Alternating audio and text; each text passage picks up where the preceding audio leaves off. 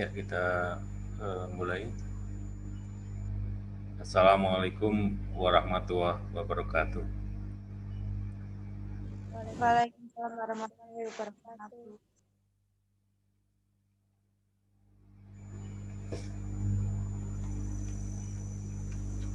Ya,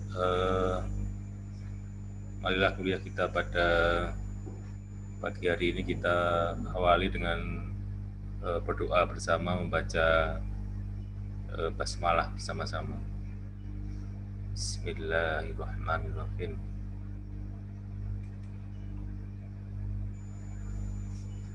Ya, Alhamdulillah, Rabbil Alamin, segala puji bagi Allah Tuhan semesta alam.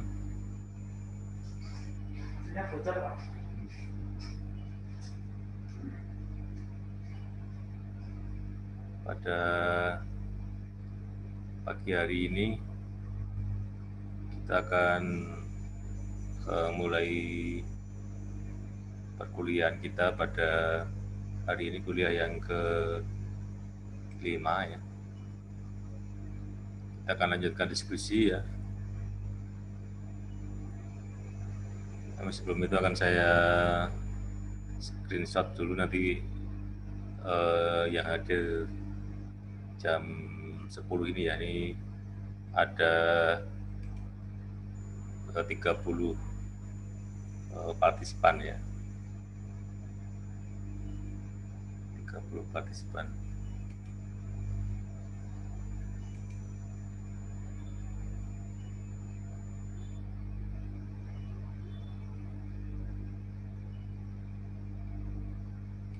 Ya, kita tunggu, ini ada satu yang masuk. Sebentar.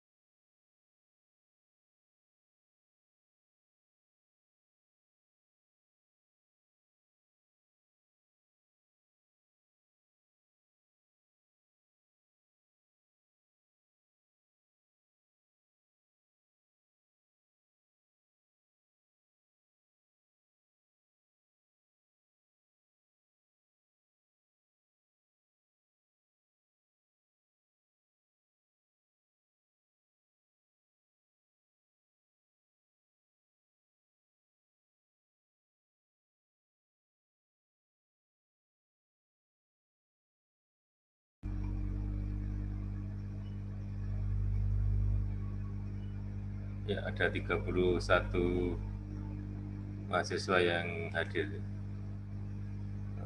sampai jam 10 lebih 4 ini ya.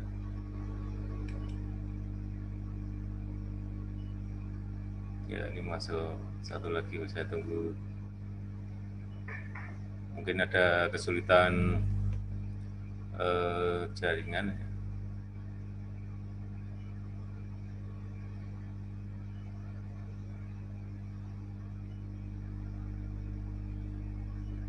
Ya, saya ulang lagi ya dari halaman 1. Ya, halaman 2.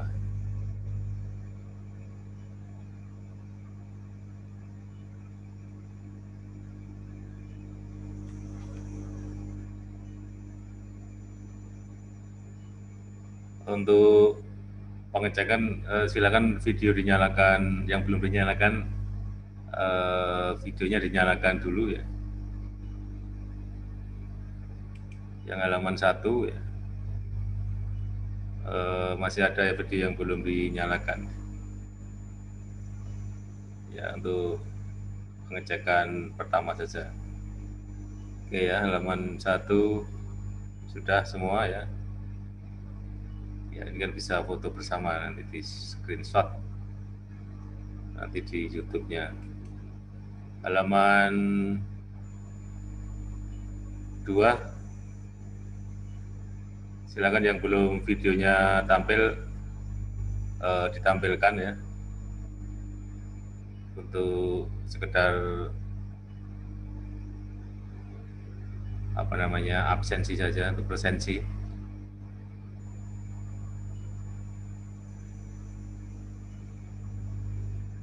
Ya, masih ada 3, mungkin ada kendala jaringan.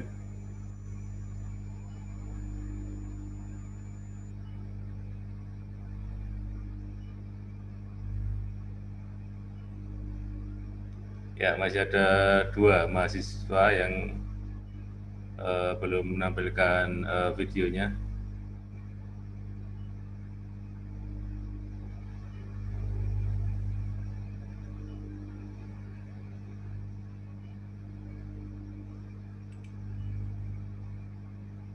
Kamu yang halaman kedua ya.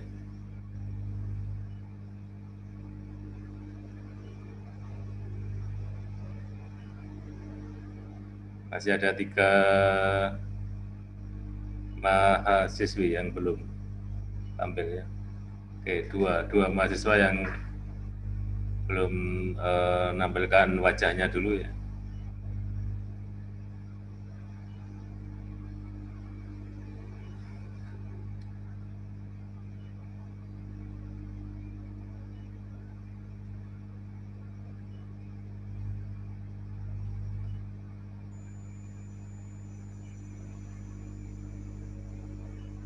Oke.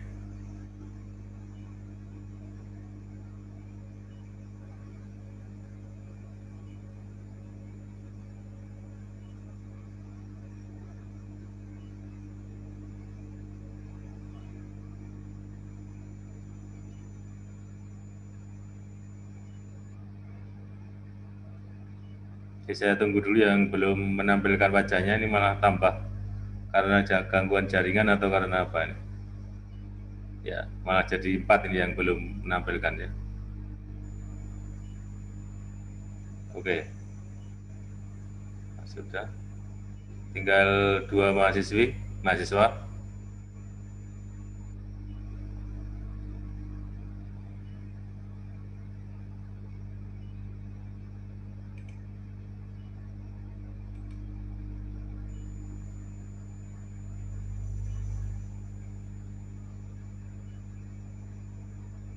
Oke, saya ulang dari halaman pertama.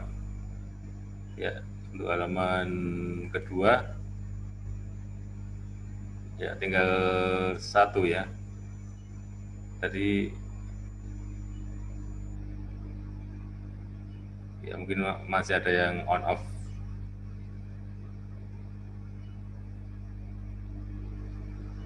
Masih ada yang on off videonya ya. Mbak Dila bisa ditampilkan.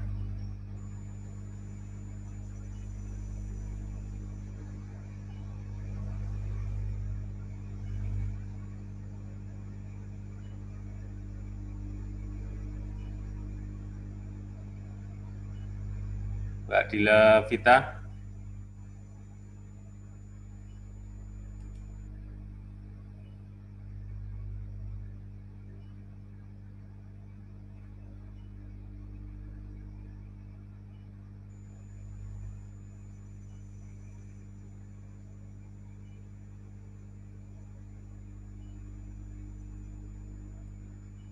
Oke ya. Sudah tadi Mbak Dila lari kemana tadi? Kemana? Dila.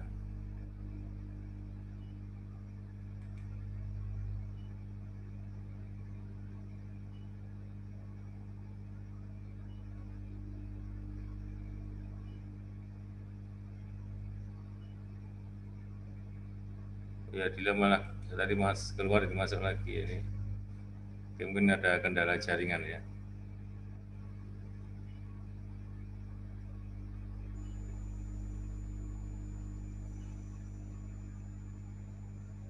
Oke, Mbak Dila sudah bisa masuk lagi.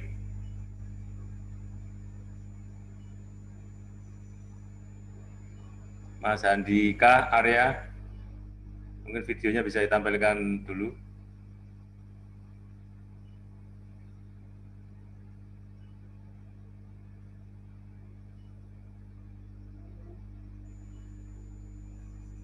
Mbak Dila gimana? Suaranya aja nggak apa-apa kalau mungkin gambarnya belum bisa tampil. Mbak Dila mungkin suaranya bisa diedit dulu. Kayak ini suaranya juga belum diklik ini ya. Oke, keluar lagi ya.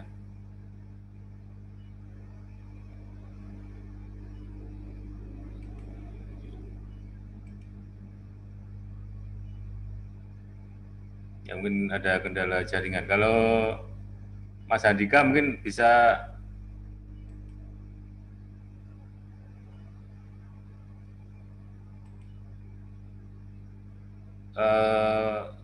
suaranya bisa masuk,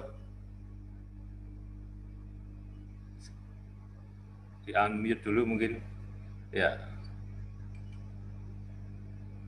Andika Ari.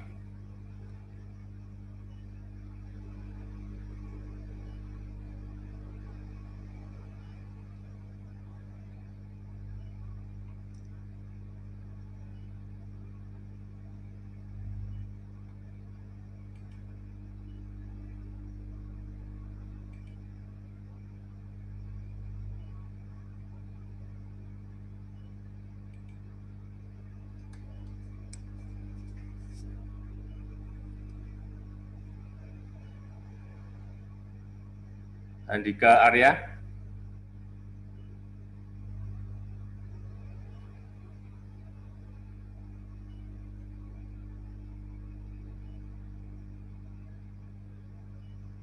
Oke ya.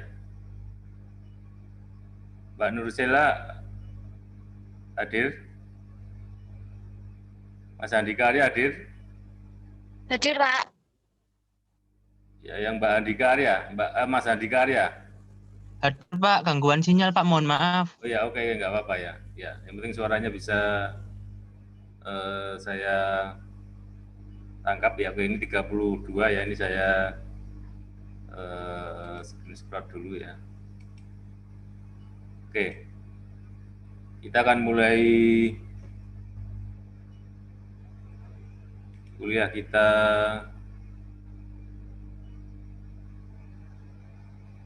hari ini. Kita lanjutkan karena minggu yang lalu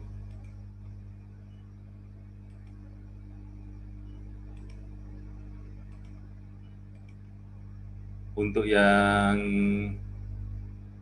bab 4 ya belum maju ya. Ini kita akan mulai presentasi lagi ya.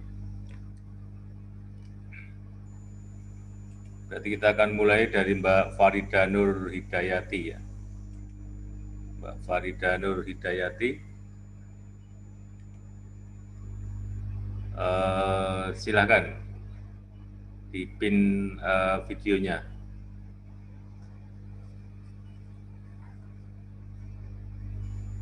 Kemudian di unmute, di mic-nya dinyalakan.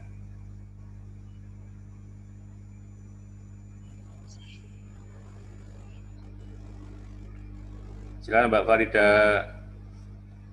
Ya, Pak. Ya. Pin-nya dinyalakan dulu yang sebelah kanan ya. Ya, oke. Silakan mau menampilkan sendiri apa bisa ditampilkan dari situ tapi saya bukanya dulu. Aksesnya dulu. Ya, oke, silakan. Dicoba share screen dari situ yang warna hijau itu ya.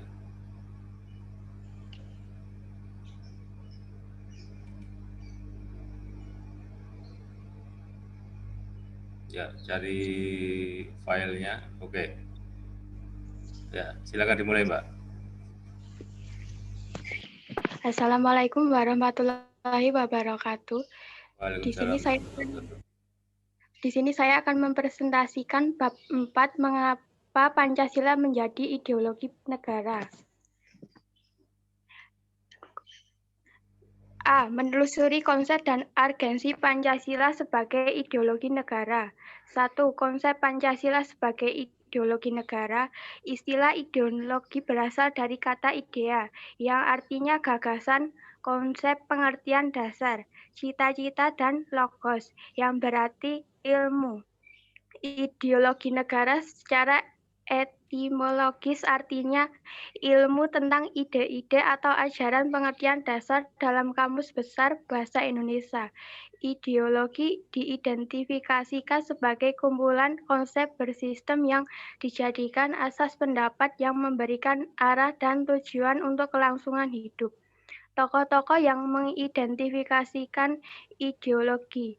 1. Sastra Prateja 2001.243 Ideologi adalah seperangkat gagasan atau pemikiran yang berorientasi pada tindakan dan diorganisir menjadi suatu sistem yang teratur. 2. Surjanto. Ideologi adalah hasil refleksi manusia berkat kemampuannya menjaga jarak dengan kehidupannya. 3.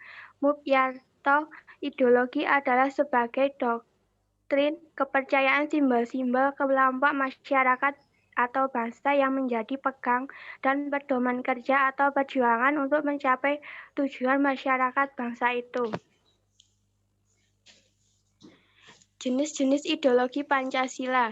1. Marxisme-Leninisme, suatu paham yang meletakkan ideologi dalam perspektif evolusi sejarah yang didasarkan pada dua prinsip. Pertama, penentu akhir dan perubahan sosial adalah perubahan dari cara produksi. Kedua, proses perubahan sosial bersifat dialektis. B. Liberalisme, suatu paham yang meletakkan ideologi dalam perspektif kebebasan individual, artinya lebih mengutamakan hak-hak individu. C. Sosialisme, suatu paham yang meletakkan ideologi dalam perspektif kepentingan masyarakat, artinya negara wajib menyejahterakan seluruh masyarakat atau yang dikenal dengan konsep welfare state. Kapitalisme, suatu paham yang memberikan kebebasan kepada setiap individu untuk menguasai sistem perekonomian dengan kemampuan modal yang ia miliki. Sastra Prateja. 2.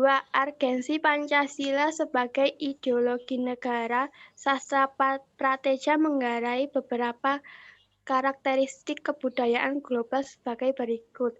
A. Berbagai bangsa dan kebudayaan menjadi lebih terbuka terhadap pengaruh timbal balik. B. Pengakuan akan identitas dan keanekaragaman masyarakat dalam berbagai kelompok dan pluralisme etnis dan religius. C.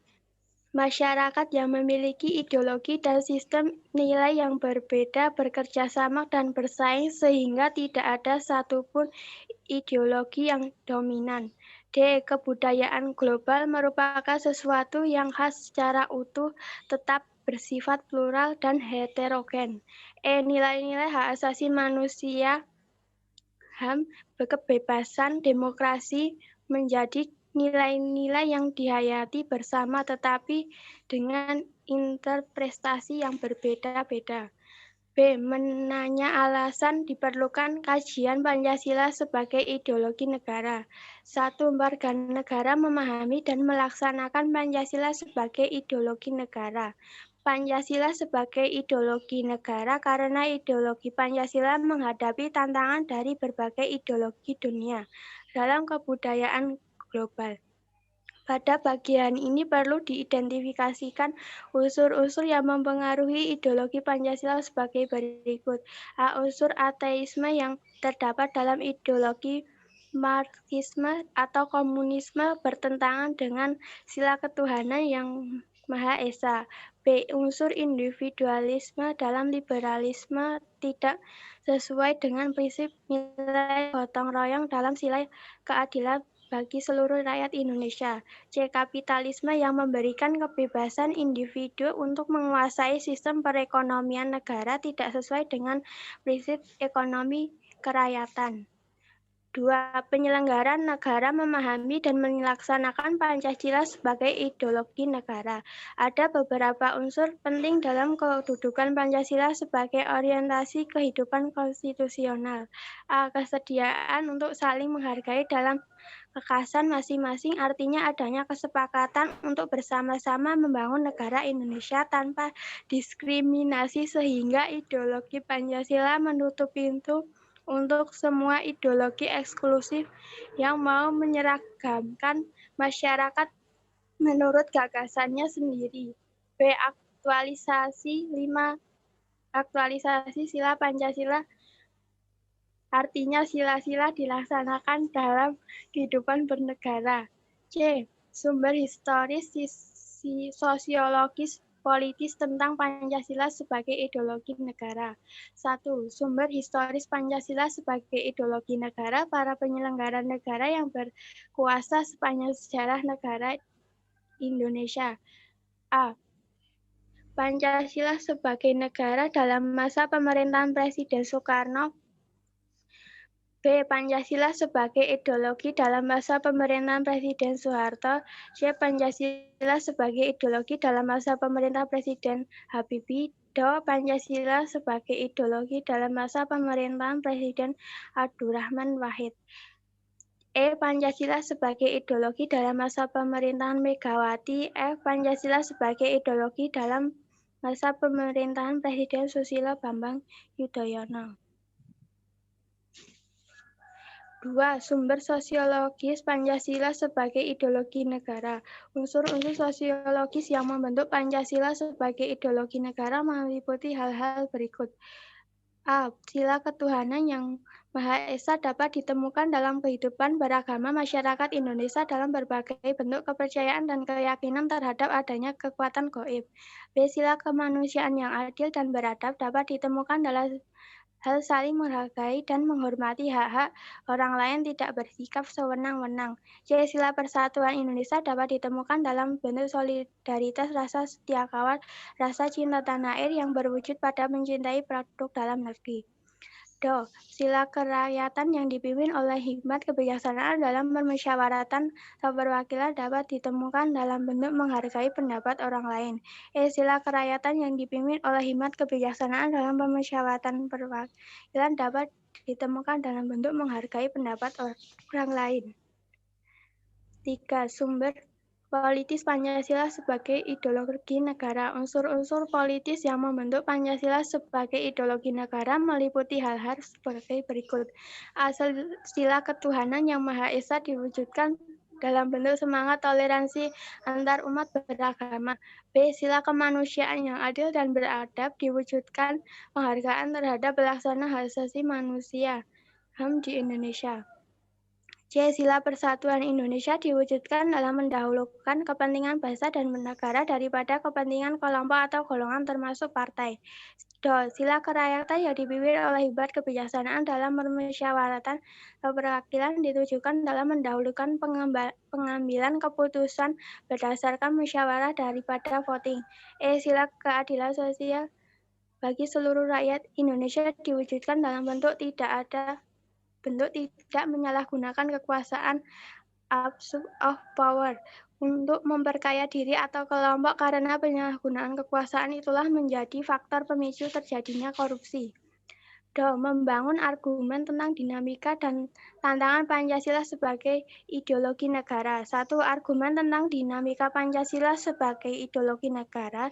Dinamika sebagai ideologi negara dalam sejarah bangsa Indonesia memperlihatkan adanya pasang surut dalam pelaksanaan nilai-nilai Pancasila. Pancasila sebagai ideologi negara dalam masa pemerintahan Presiden Soekarno, sebagaimana diketahui bahwa Soekarno termasuk salah satu perumus Pancasila, bahkan menggali dan memberi nama untuk dasar negara. Pada masa Soeharto ini pula ideologi Pancasila menjadi asas tunggal bagi semua organisasi politik, orpol, dan organisasi masyarakat atau ormas. 2. Argumen tentang tantangan terhadap Pancasila sebagai ideologi negara. Unsur-unsur yang mempengaruhi tantangan terhadap Pancasila sebagai ideologi negara meliputi faktor eksternal dan internal. Adapun faktor eksternal meliputi hal-hal berikut. A. Pertarungan ideologis antara negara-negara superpower antara Amerika Serikat dan Uni Soviet antara 1945 sampai 1990 yang berakhir dengan bubarnya negara Soviet sehingga Amerika menjadi satu-satunya negara superpower. B. Menguatnya isu kebudayaan global yang ditandai dengan masuknya berbagai ideologi asing dalam kehidupan berbangsa dan negara karena keterbukaan informasi, meningkatkan kebutuhan Indonesia sebagai akibat pertambahan penduduk dan kemajuan teknologi sehingga terjadi eksploitasi terhadap sumber daya dalam secara masif. Dampaknya konkret adalah kerusakan lingkungan seperti banjir, kebakaran hutan. Adapun faktor internal meliputi hal-hal sebagai berikut. A. Pergantian rezim yang berkuasa melahirkan kebijakan politik yang berorientasi pada kepentingan kelompok atau partai sehingga ideologi Pancasila sering terabaikan. B. Penyalahgunaan kekuasaan korupsi mengakibatkan rendahnya kepercayaan masyarakat terhadap rezim yang berkuasa sehingga kepercayaan terhadap ideologi menurun drastis. Ketidakpercayaan terhadap partai politik parpol juga berdampak terhadap ideologi negara sebagaimana terlihat dalam gambar. Ini mendeskripsikan esensi dan urgensi Pancasila sebagai ideologi negara. 1. Hakikatnya Pancasila sebagai ideologi negara. Hakikatnya Pancasila sebagai ideologi negara memiliki 3 dimensi sebagai berikut. A. Dimensi realitas mengandung makna bahwa nilai-nilai dasar yang terkandung dalam dirinya bersumber dari nilai-nilai real yang hidup dalam masyarakat. B. Dimensi idealitas mengandung cita-cita yang diinginkan dicapai dalam berbagai bidang kehidupan masyarakat, berbangsa, dan bernegara. C. Dimensi fleksibilitas mengandung relevansi atau kekuatan yang merangsang masyarakat untuk mengembangkan pemikiran-pemikiran baru tentang nilai-nilai dasar yang terkandung di dalamnya. 2. Urgensi Pancasila sebagai ideologi negara. Beberapa peran konkret Pancasila sebagai ideologi meliputi hal-hal berikut. A. Ideologi negara sebagai penuntut warga negara, artinya setiap perilaku warga negara harus didasarkan pada preskripsi moral. B. Ideologi negara sebagai penolakan terhadap nilai-nilai yang tidak sesuai dengan sila-sila Pancasila. Contoh kasus, sumber Kompasiana judul Korupsi Mengancam Eksistensi Ideologi Negara. Korupsi sudah menjadi fenomena yang banyak ditemukan dalam permasalahan negeri ini. Hal ini bertentangan di nilai-nilai Pancasila. Masalah korupsi ini sangat berbahaya karena dapat mengikis moral bangsa yang telah terbentuknya sejak lama, dapat dilihat dari kehidupan sosial yaitu terkikisnya budaya malu. Contoh dalam kasus Muhammad Nazarudin, ia merupakan seorang pengusaha dan politis Indonesia yang menjadi anggota DPR periode 2009-2014. Pada tahun 2011, KPK menjadi tersangka kasus suap proyek pembangunan Wisma Atlet untuk SEA Games ke-26. Analisa kasus. Dengan kasus tersebut, saya mengerti bahwa korupsi juga telah mengakibatkan kerugian material keuangan negara yang sangat besar baik dari segi ekonomi, sosial, dan budaya. Pemerintah tidak pernah melihat nasib rakyat. Hal ini bertentangan dengan nilai-nilai Pancasila sebagai ideologi negara. Sekian presentasi dari saya. Wassalamualaikum warahmatullahi wabarakatuh. Waalaikumsalam warahmatullahi wabarakatuh.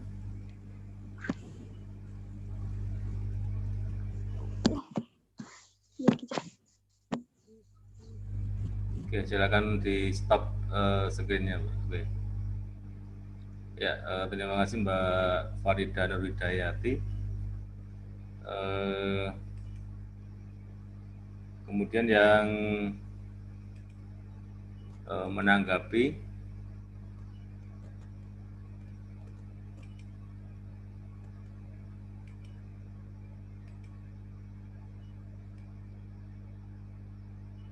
silakan. Kemarin nomor ASN 37 sudah ya, ini nomor ASN 4 NIM akhir 41. Silakan untuk menanggapi atau bertanya terhadap paparan dari Mbak Farida tadi.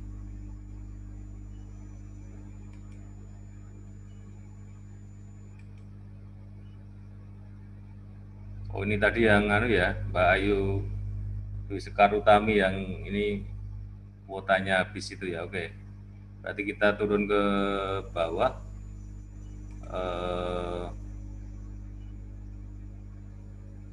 Nomor ASN 40 berarti nomor ASN 40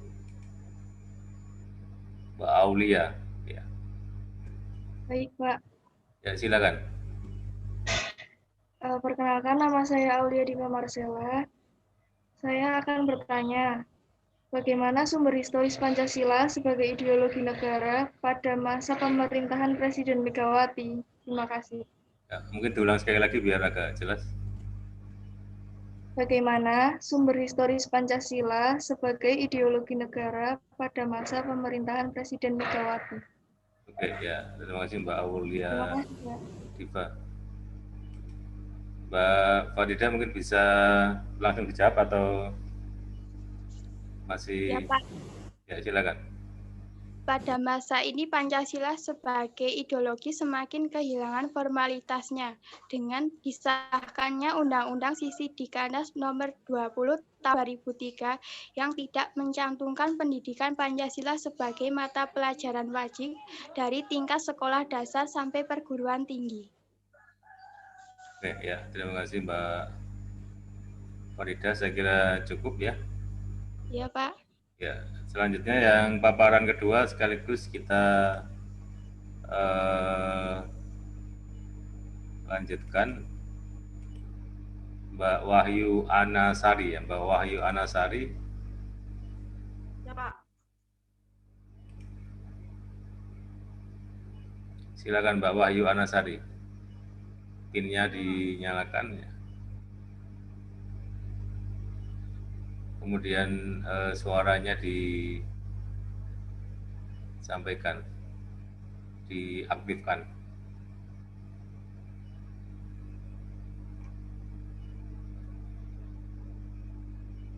Ya, silakan langsung ya. Udah, Pak. Ya, bisa masuk. Silakan. Assalamualaikum warahmatullahi wabarakatuh. Ya, mungkin agak dekat, mungkin suaranya biar agak keras ya. Di Agak sini dekat saya dengan mic. akan Ya. Di sini saya akan menyampaikan Pancasila menjadi ideologi negara. A. Menelusuri konsep dan urgensi Pancasila sebagai ideologi negara. 1. Konsep Pancasila sebagai ideologi negara. Istilah ideologi berasal dari kata idea yang artinya gagasan, konsep, pengertian dasar, cita-cita, dan logos yang berarti ilmu. Ideologi secara etimologis artinya ilmu tentang ide-ide, the science of ideas, atau ajaran tentang pengertian dasar. Definisi ideologi dari berbagai tokoh di Indonesia. A. Sastra Prateja. Ideologi adalah seperangkat gagasan atau pemikiran yang berorientasi pada tindakan dan diorganisir menjadi suatu sistem yang teratur. B. Surjanto. Ideologi adalah hasil refleksi manusia berkat kemampuannya menjaga jarak dengan dunia kehidupannya. C. Mubiarto. Ideologi adalah sejumlah doktrin, kepercayaan, dan simbol-simbol sekelompok masyarakat atau suatu bangsa yang menjadi pegangan dan pedoman kerja atau perjuangan untuk mencapai tujuan masyarakat atau bangsa itu. Jenis-jenis ideologi di dunia. A. Marxisme, Leninisme, suatu paham yang meletakkan ideologi dalam perspektif evolusi sejarah yang didasarkan pada dua prinsip. Pertama, penentu akhir dari perubahan sosial adalah perubahan dari cara produksi. Kedua, proses perubahan sosial bersifat dialektis. B. Liberalisme, suatu paham yang meletakkan ideologi dalam perspektif kebebasan individual, artinya lebih mengutamakan hak-hak individu. C. Sosialisme, suatu paham yang meletakkan ideologi dalam perspektif kepentingan masyarakat, artinya negara wajib menyejahterakan seluruh masyarakat atau yang dikenal dengan konsep welfare state. D. Kapitalisme, suatu paham yang memberi kebebasan kepada setiap individu untuk menguasai sistem perekonomian dengan kemampuan modal yang ia miliki. 2. Urgensi Pancasila sebagai ideologi negara. Pancasila sebagai ideologi negara menghadapi berbagai bentuk tantangan. Salah satu tantangan yang paling dominan dewasa ini adalah globalisasi. Karakteristik kebudayaan global menurut Sastra Prateja. A. Berbagai bangsa dan kebudayaan menjadi lebih terbuka terhadap pengaruh timbal balik. B. Pengakuan akan identitas dan keanekaragaman masyarakat dalam berbagai kelompok dengan pluralisme etnis dan religius. C. Masyarakat yang memiliki ideologi dan sistem nilai yang berbeda bekerja sama dan bersaing sehingga tidak ada satupun ideologi yang dominan. D. Kebudayaan global merupakan sesuatu yang khas secara utuh tetapi tetap bersifat plural dan heterogen. E. Nilai-nilai hak asasi manusia atau HAM, kebebasan, demokrasi menjadi nilai-nilai yang dihayati bersama tetapi dengan interpretasi yang berbeda-beda.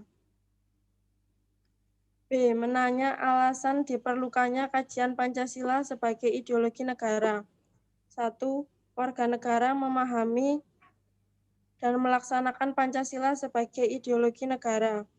Unsur-unsur yang mempengaruhi ideologi Pancasila antara lain A. Unsur ateisme, B. Unsur individualisme, C. Kapitalisme. 2. Penyelenggara negara memahami dan melaksanakan Pancasila sebagai ideologi negara. Ada beberapa unsur penting dalam kedudukan Pancasila sebagai orientasi kehidupan konstitusional. A. Kesediaan untuk saling menghargai dalam kekhasan masing-masing. B. Aktualisasi 5 sila Pancasila. C. Menggali sumber historis, sosiologis, politis tentang Pancasila sebagai ideologi negara. 1. Sumber historis Pancasila sebagai ideologi negara. A. Pancasila sebagai ideologi negara dalam masa pemerintahan Presiden Soekarno. Pada masa pemerintahan Presiden Soekarno, Pancasila ditegaskan sebagai pemersatu bangsa. B. Pancasila sebagai ideologi dalam masa pemerintahan Presiden Soeharto. Pada masa pemerintahan Presiden Soeharto, Pancasila dijadikan sebagai asas tunggal bagi organisasi politik dan organisasi kemasyarakatan. C. Pancasila sebagai ideologi dalam masa pemerintahan Presiden Habibie.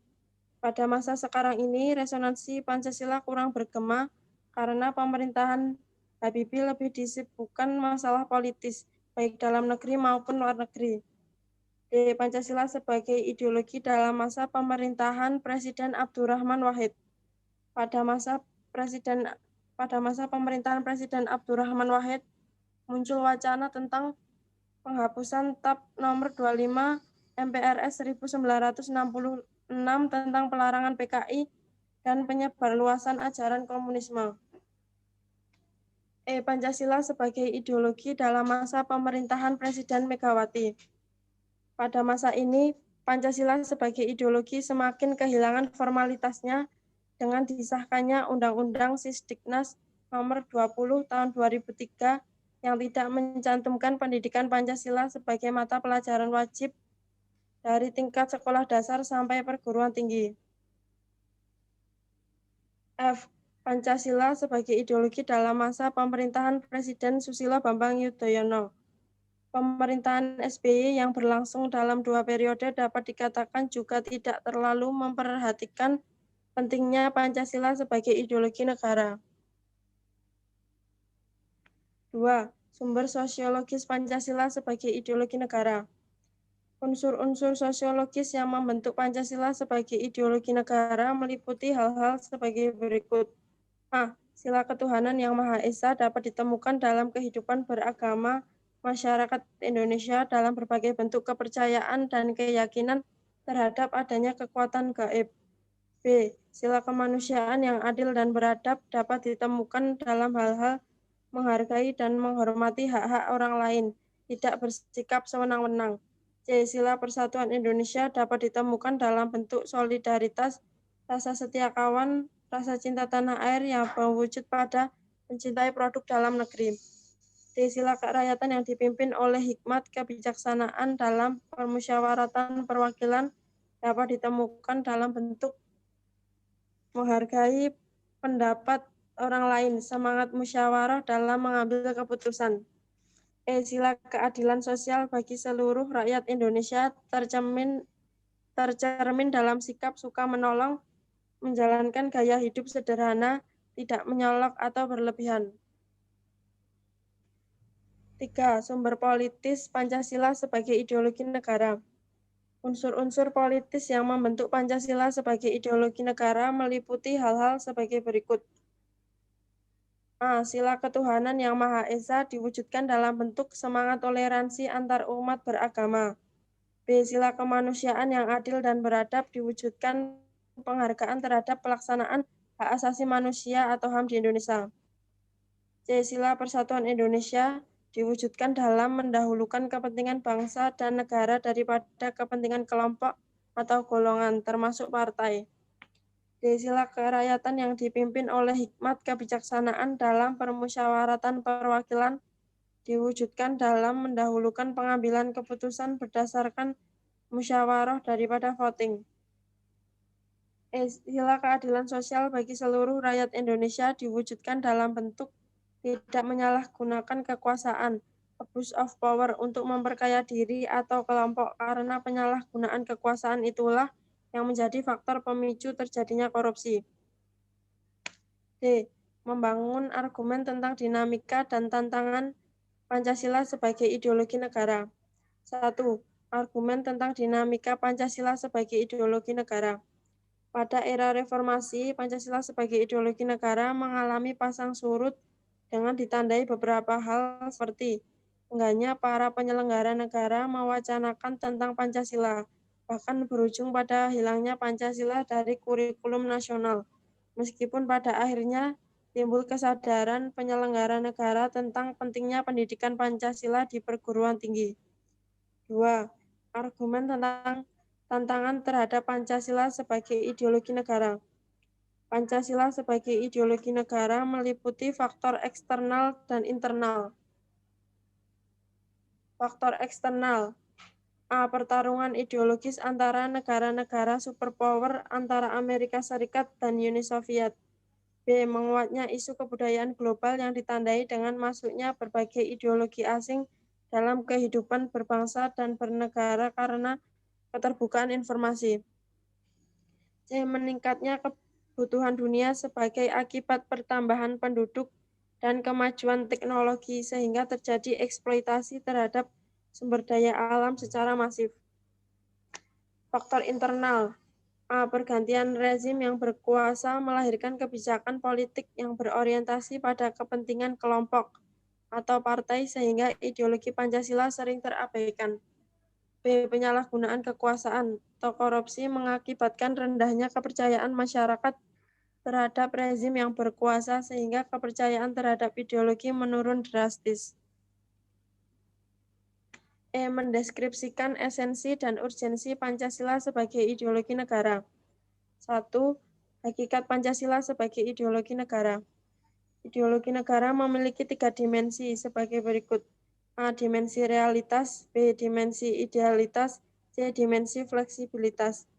2. Urgensi Pancasila sebagai ideologi negara. Beberapa peran konkret Pancasila sebagai ideologi meliputi hal-hal sebagai berikut. A. Ideologi negara sebagai penuntun warga negara.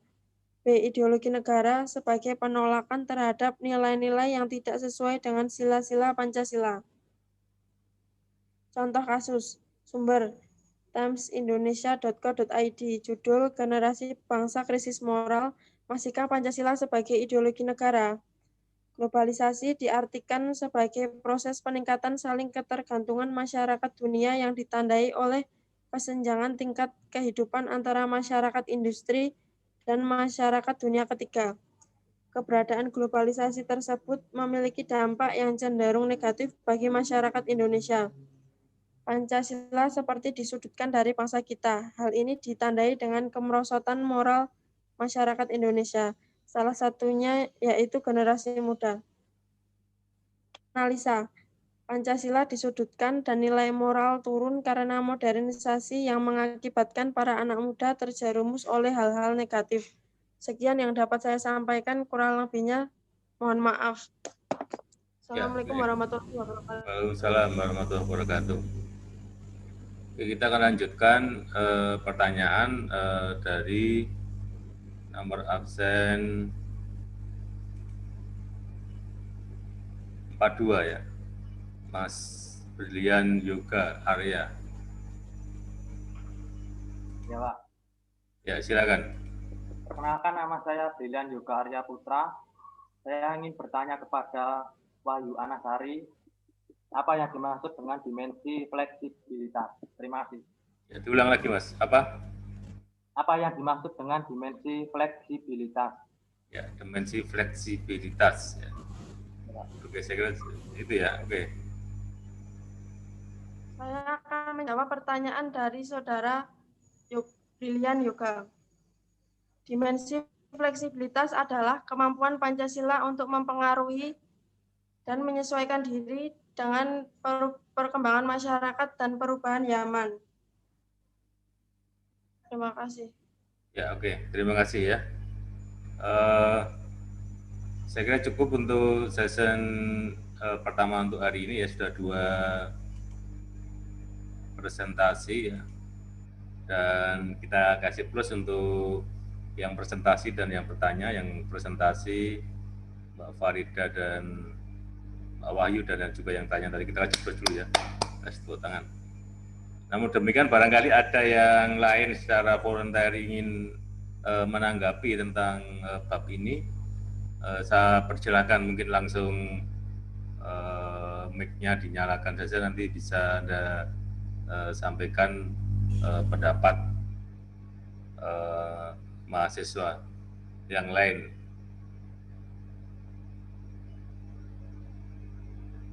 Ada? Bisa lewat chat juga sebenarnya. Mungkin 1 atau 2 penanya. Oke.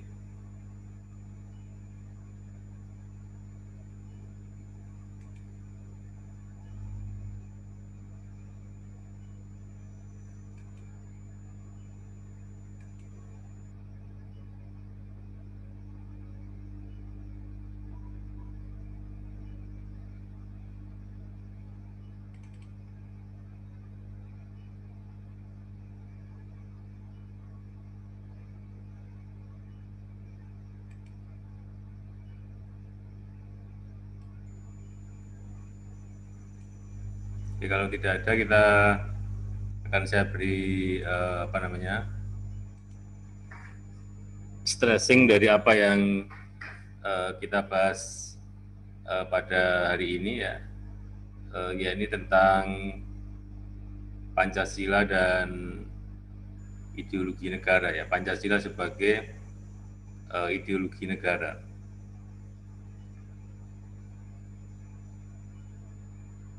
Ini adalah salah satu tema yang penting juga ya, karena memang ideologi-ideologi yang ada sekarang ini ya,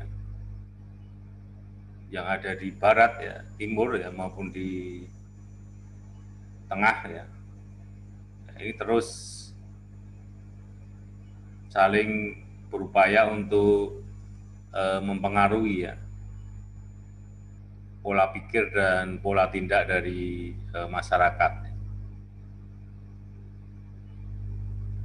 Kalau di era yang sekarang ini memang yang sering kita dengar adalah adanya perang dagang ya, antara Cina dan Amerika ya.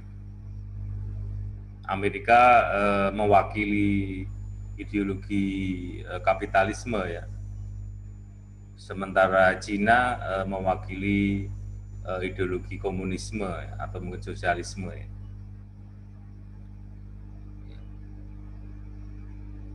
Sebenarnya di sisi yang lain juga ada ideologi di Barat ya, ideologi di Timur maksud saya, ideologi Islam ya itu sendiri yang memang juga menjadi termasuk Indonesia ya, menjadi bagian yang tidak lepas dari kepentingan ya, ideologi dan bisnis ya di antara dua negara besar saat ini ya.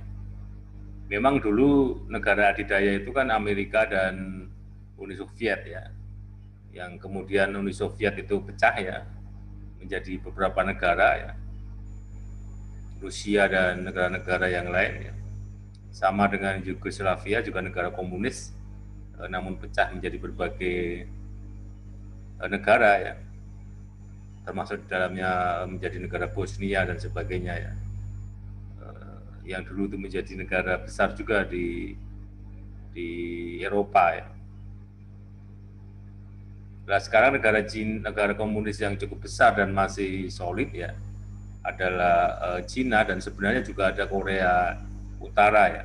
Namun secara ekonomi Korea Utara ini memang tidak semaju ya dengan Cina ya. Meskipun juga Korea Utara ini menjadi salah satu kekuatan politik dan ideologi yang juga diperhitungkan di dunia internasional. Ya, di dunia internasional. Karena Korea Utara pun dia juga menggunakan senjata nuklir ya, dan dia juga berani ya terhadap Amerika ya, di Korea Utara itu ya.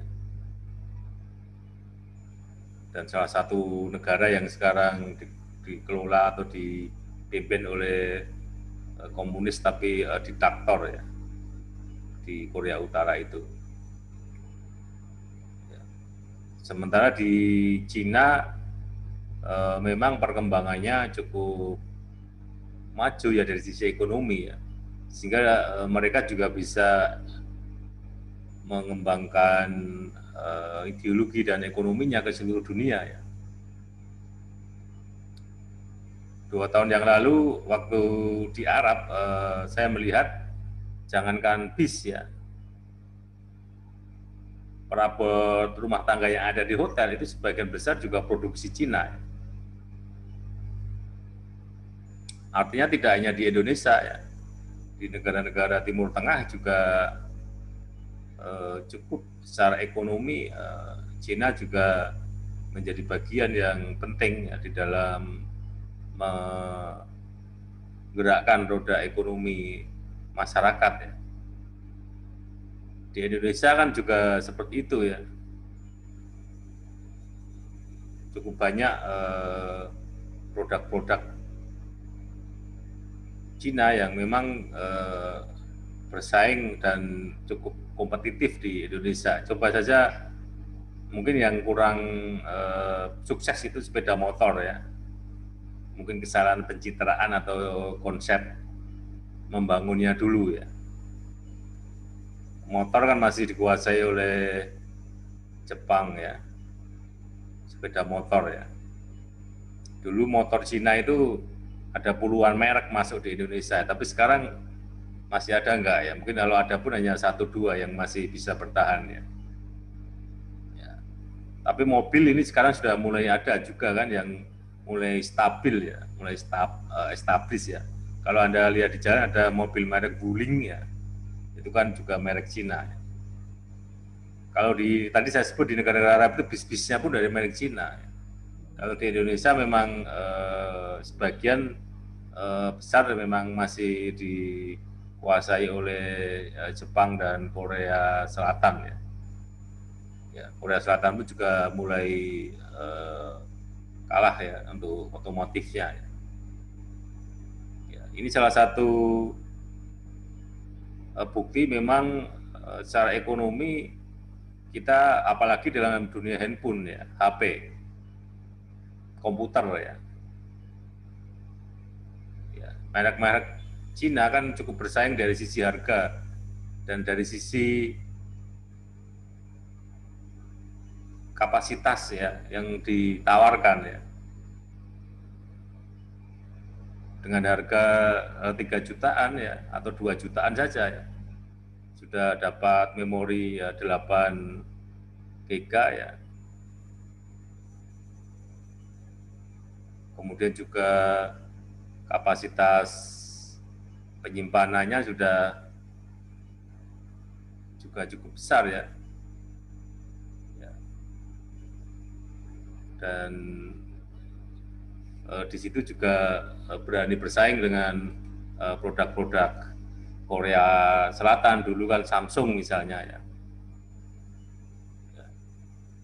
Di dunia komputer pun juga begitu ya. Apalagi di dunia mainan anak-anak ya. Hampir semua made in China. Saya sejak kecil kalau beli mainan anak-anak laki-laki itu kan sebagian besar juga made in China ya, made in China. Ya. Jadi ini salah satu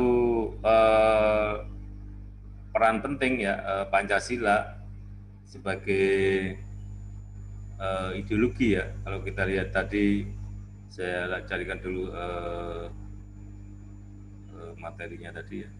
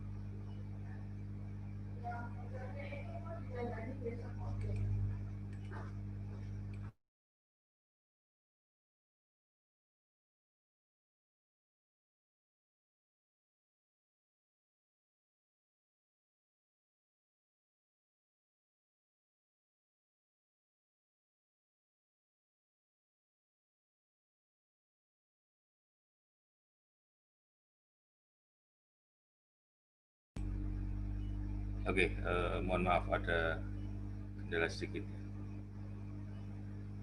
Ya. Oke, jadi saya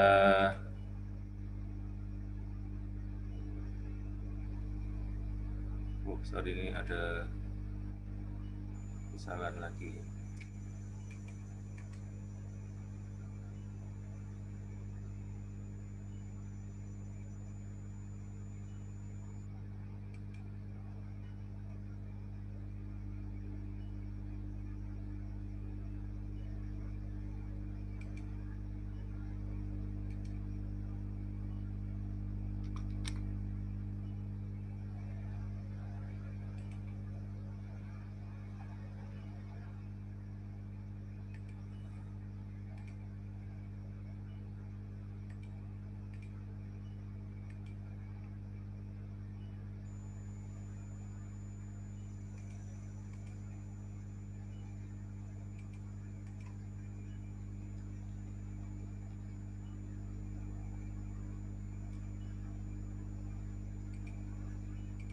Ya.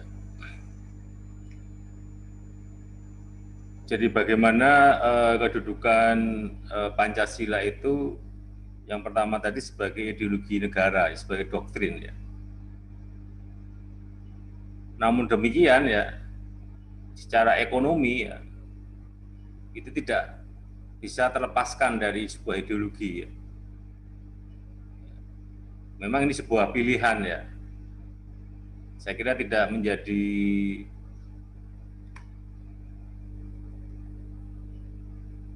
suara sudah masuk ya.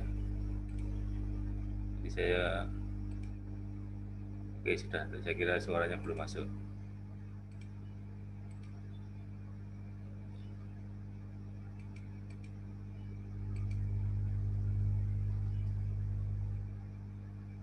secara ideologi dengan secara ekonomi ini memang tidak bisa dilepaskan ya. Namun demikian kita tidak bisa kemudian ketika terjadi perbedaan ideologi kemudian tidak mau bekerja sama. Ya. Meskipun hadis itu dianggap tidak sahih ya, tetapi kan di Islam juga ada tuntutlah ilmu walaupun sampai ke negeri Cina ya.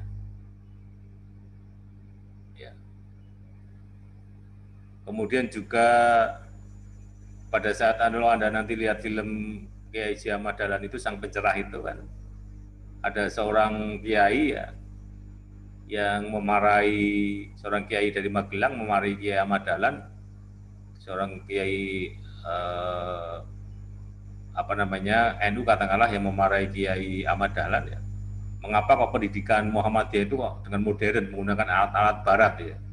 Kalau waktu itu alat-alatnya meja, kursi, ya, papan tulis itu seperti negara-negara barat. Ya. Lalu apa yang dijawab oleh Pak Ahmad Dahlan? Ya?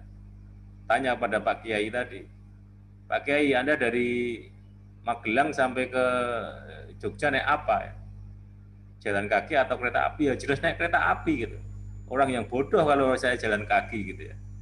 Nah, kereta api itu buatan dari mana Pak Kiai? Gitu. Pak Kiai udah nggak bisa jawab kan ya. Kereta api itu ya buatan dari barat gitu ya. Gitu. Itu yang memang kita nggak bisa lepas ya, kecuali memang terjadi otonomisasi di mana kemandirian bersama ya. Kalaupun ada produk lokal ya tentu kita harus cinta pada produk Indonesia, tapi kan tidak mudah gitu. Ya, dulu pun ada mobil nasional juga tidak bisa berkembang jauh ya. Handphone pun juga ada merek Indonesia ya, tapi apa Anda masih laptop juga begitu ya? Kalau nggak salah merek Mito ya, Mito dan sejenisnya ya. Sebagai produk Indonesia ya, meskipun kita tidak tahu berapa persen ya yang kandungan bahan yang diproduksi Indonesia, tapi kita juga sering belum percaya ya terhadap produk-produk dalam negeri gitu ya. Ini yang menjadi tantangan kita bersama ya. Sebenarnya kalau ideologi negara kuat ya tentunya nanti ekonomi juga kuat, tapi pada saat ini karena belum ada kemandirian maka memang ya kita nggak bisa lepaskan ya.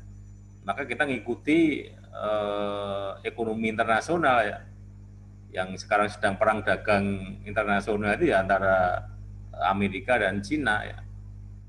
Luar biasa kan itu dua negara ini adidaya menguasai ekonomi dunia ya, dari transportasi atau otomotif ya, kemudian juga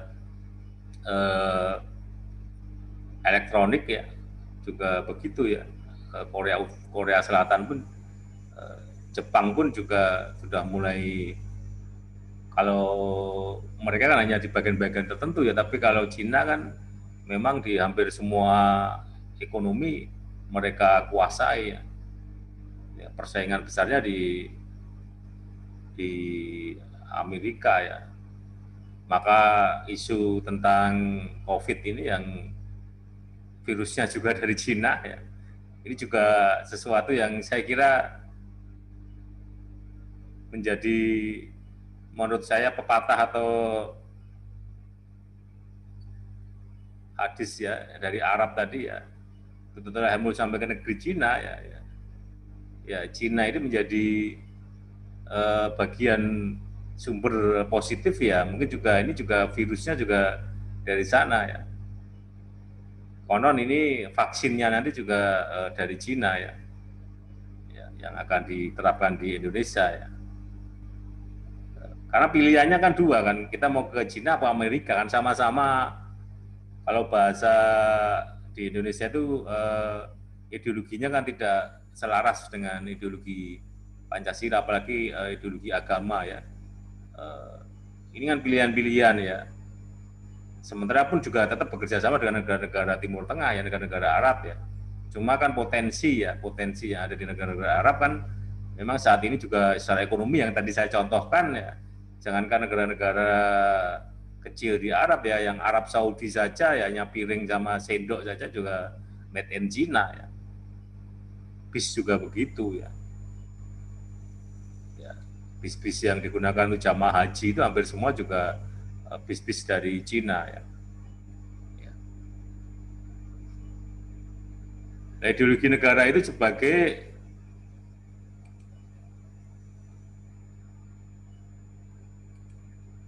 doktrin tadi ya. Kemudian sebagai falsafah negara ya. Jadi bagian dari filsafat negara. Kemudian sebagai dasar negara secara formal ya. Kalau filsafat itu secara keilmiannya, secara keilmuannya ya, cara pola pikirnya ya.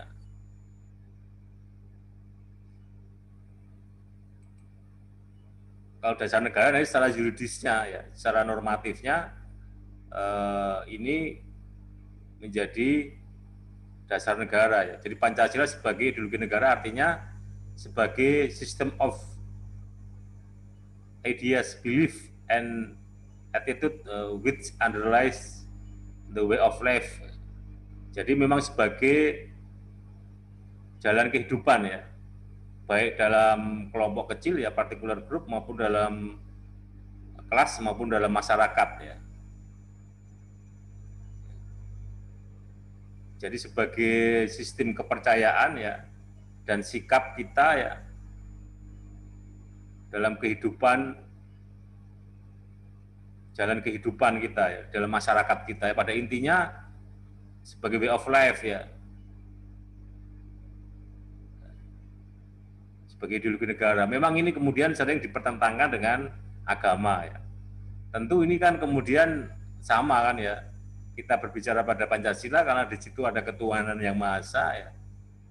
Kita ketika kita berbicara tentang Pancasila ya kita juga berbicara tentang agama kita masing-masing gitu ya.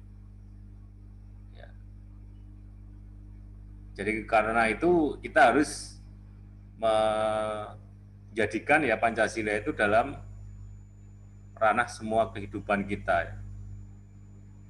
Negara saja atau pemerintahan saja tadi sudah dibahas ya dalam diskusi awal tadi, ada perhatian-perhatian yang berbeda ya antar presiden dari Presiden Megawati, kemudian juga dari Presiden Susilo Bambang Yudhoyono ya.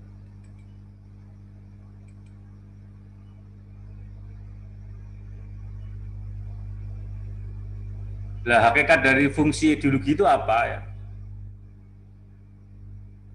Yang pertama adalah struktur kognitif ya. Pengetahuan kita ya.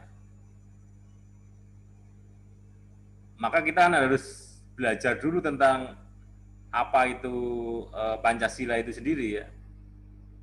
Kita harus mengetahui ya secara kognisi ya. Ibarat kita belajar sholat ya, aspek kognisi itu kita memahami ya, baru memahami ya tentang sholat itu apa ya. Awalnya kan seperti itu dulu ya.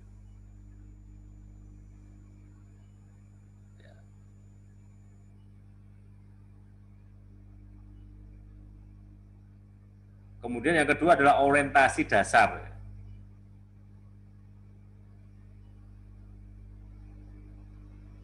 Bagaimana kita bisa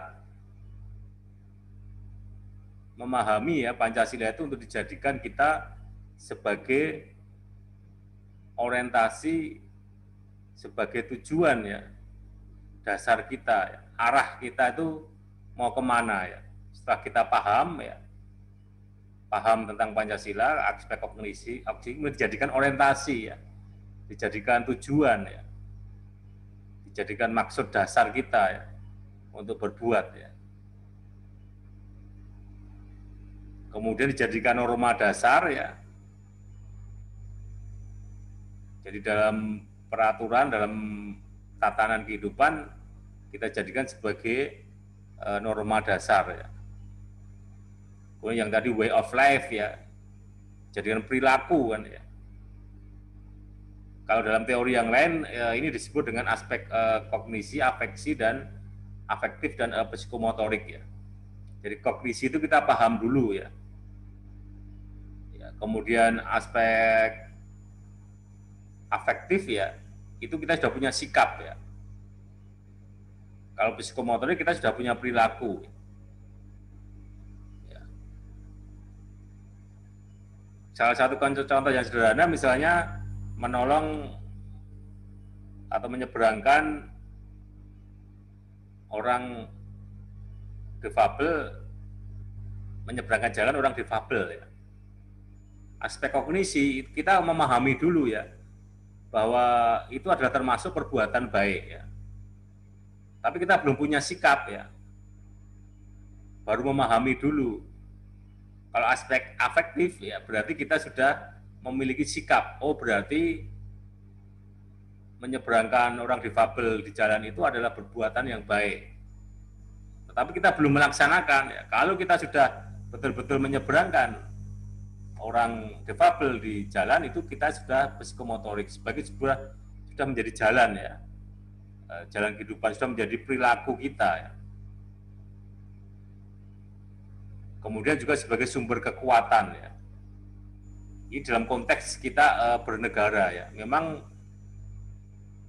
sangat mendasar ya ideologi ini ya. Bangsa kita ini ya. Apalagi kalau ini nanti kekuatan ini harus dibandingkan dengan kekuatan-kekuatan tadi ya.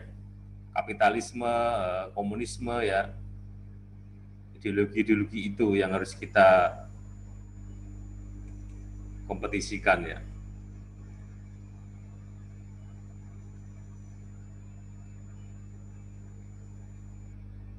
Bila gagasan dasar dalam ideologi Pancasila itu sebenarnya ada di dalam pembukaan Undang-Undang Dasar 1945. Artinya ketika kita ditanya sebenarnya apa ya yang menjadi gagasan dasarnya ya, itu adalah pembukaan Undang-Undang Dasar 1945 ya. Ya ini pokok-pokoknya ada sudah kita ulang sebentar ya. Alinea pertama itu anti penjajah ya. Itu hampir sama nilai-nilai yang ada di dalam Pancasila juga ya. Sila-sila Pancasila, berperi kemanusiaan ya. Cinta kemerdekaan ya. Berbuat adil dan beradab ya.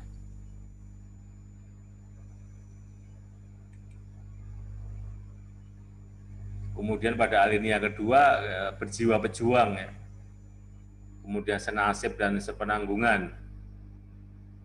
Kemudian bersatu.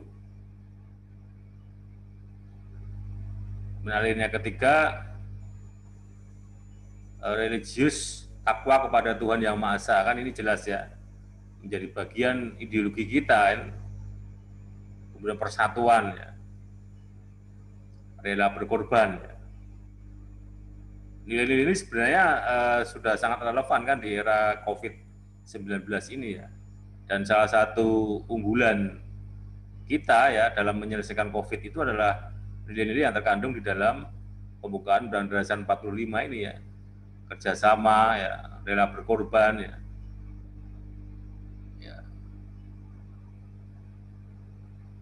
Karena kita tidak tahu ya sampai kapan ya ini COVID ini akan berakhir dan memang seperti apa nanti yang menjadi babak-babak berikutnya ya. Karena kan ini juga belum berakhir ya. COVID-19 ini. Mudah-mudahan nanti kalau sudah divaksin semua ya bisa selesai ya. Ya salah satu karyawan Setikes kan juga ada yang positif COVID ya. Maka beberapa hari kemarin terjadi lockdown ya. Sehingga kuliah online ini tentu akan menjadi pilihan yang lebih lanjut ya, karena memang belum terjadi kondusivitas untuk kita bisa bertemu secara offline ya.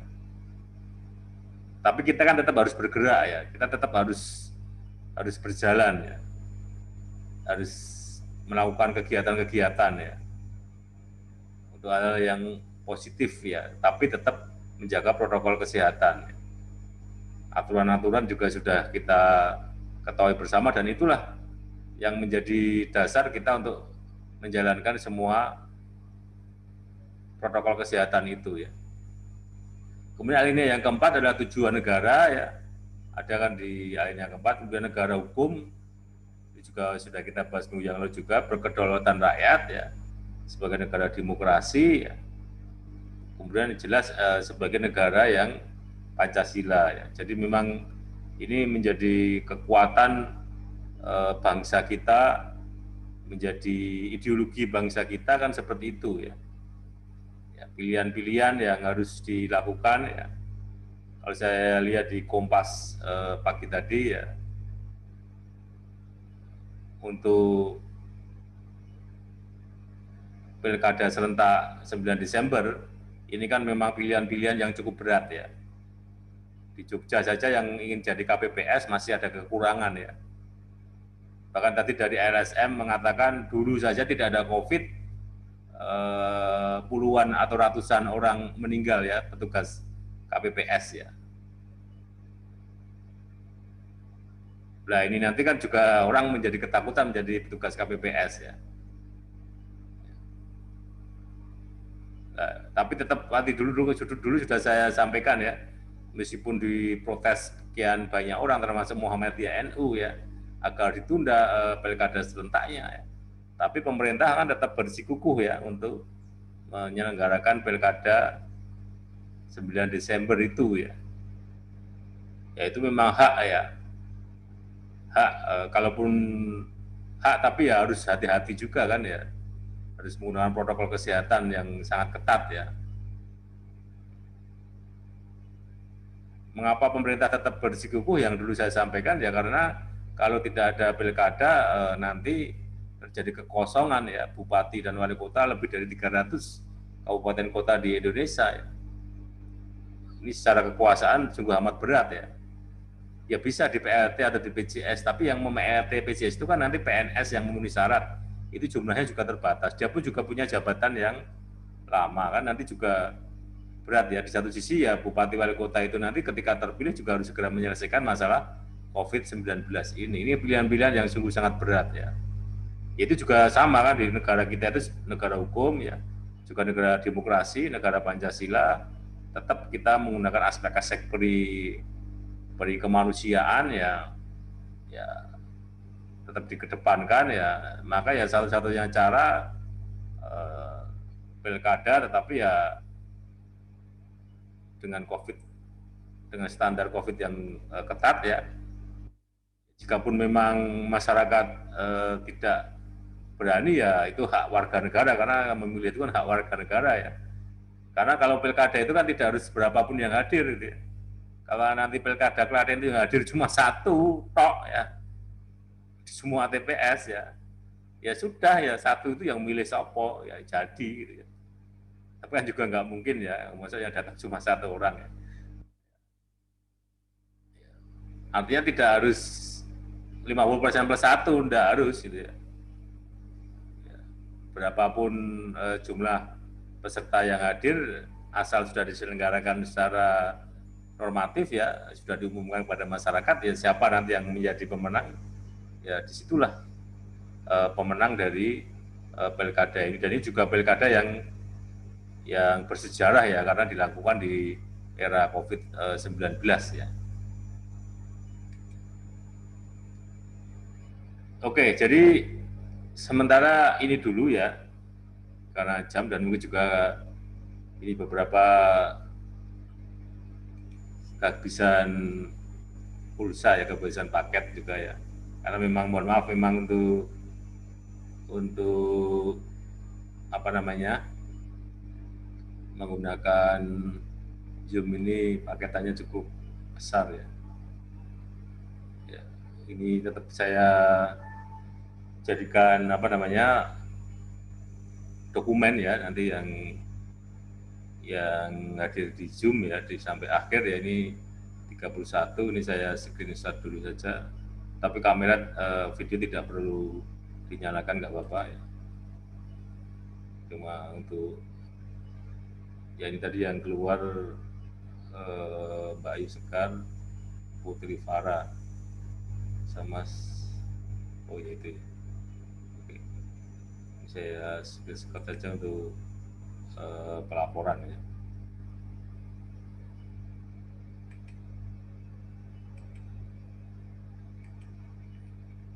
Ya, untuk tugas sudah saya kirim di Google Class ya, jadi setelah ini silakan Anda nanti mempelajari itu. Masih ada waktu, sebenarnya ada waktu sekitar 20 menit, tapi bukan berarti ini waktunya berkurang, tidak, tapi silakan Anda mempelajari Google Class ya, tugasnya itu nanti dikumpulkan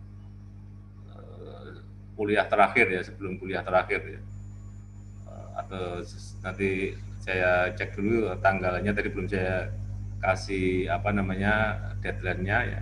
Ini paling tidak sebelum mid ya. Jadi seperti yang dulu tugasnya Anda adalah mewawancarai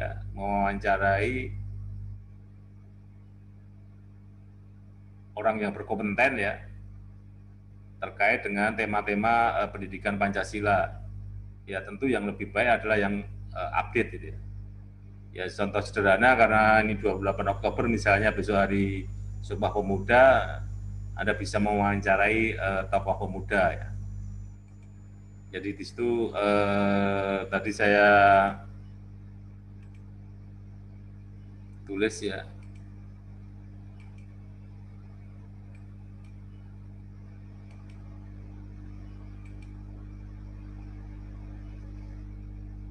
Ini masih draft ya, tadi belum saya kirim, jadi saya sebenarnya nanti saya kirim, jadi minimal waktu itu 7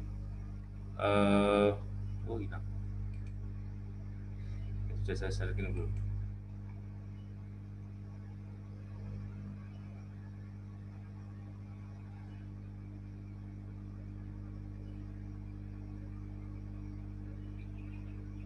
Jadi minimal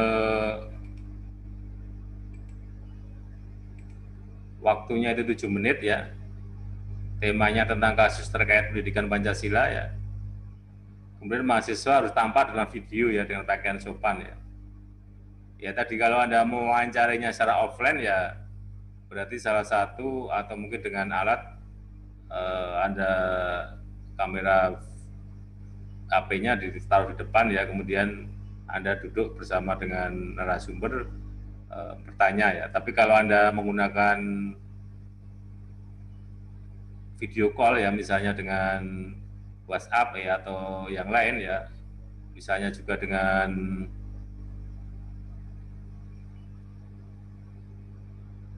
Zoom ya atau Google Meet ya. Ya itu juga bisa nanti videonya bisa ditampilkan berdua ya. Dan nanti jangan lupa direkam kan di situ ya. Anda kan bisa online ya. Anda bisa janjian ya. Anda siapkan dulu tentunya draft pertanyaannya ya. 7 menit ya, paling tidak Anda menyiapkan paling tidak 5 pertanyaan misalnya ya. Pertanyaan pertama misalnya bagaimana generasi muda sekarang bisa mengimplementasikan ya nilai-nilai Sumpah Pemuda misalnya ya. Nah, seperti itu. Anda juga bisa bertanya lebih luas lagi ya, bagaimana pemuda sekarang menghadapi era modern ini ya, di era 4.0 ini bagaimana ya. Misalnya itu Anda buat draftnya dulu ya.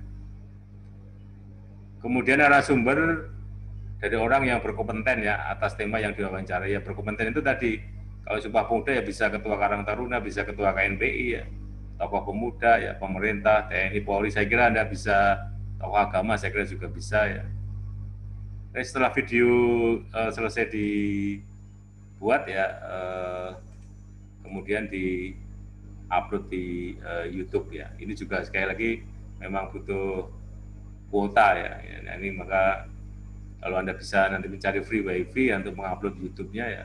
Tapi kan sama saja nanti ngirimnya lewat Google Class, juga tetap menguploadnya juga tetap pakai kuota ya. Cuma yang dikirim ke Google Class linknya YouTube saja kan. Menguploadnya di YouTube-nya ya, kemudian link YouTube-nya bisa dikirim ke Google Class ya. Jangan lupa di situ ditulisi ada kata-kata Stikes Muhammadiyah Klaten di 3 farmasi ya, dan nama Anda. Oke, saya kira itu untuk kuliah kita hari ini ya. Nanti itu komunikasi bisa lewat Google Class ya. Atau kalau mau ada pertanyaan live, mungkin satu penanya silakan. Ada nggak? Oke ya, kalau tidak ada, kita akhiri untuk kuliah kita hari ini ya. Nanti insya Allah kita kuliah lagi minggu depan. Untuk minggu depan nanti yang bab berikutnya nanti siap semua, nanti bisa presentasi ya untuk bab-bab berikutnya. Saya kira itu kita akhiri bersama kuliah kita pada siang hari ini dengan membaca hamdalah bersama ya. Alhamdulillahirrabbilalamin. Ya. Assalamualaikum warahmatullahi wabarakatuh. Waalaikumsalam warahmatullahi wabarakatuh. Ya, oke. Kita akhiri. Terima kasih, Pak. Ya, sama-sama. Waalaikumsalam warahmatullahi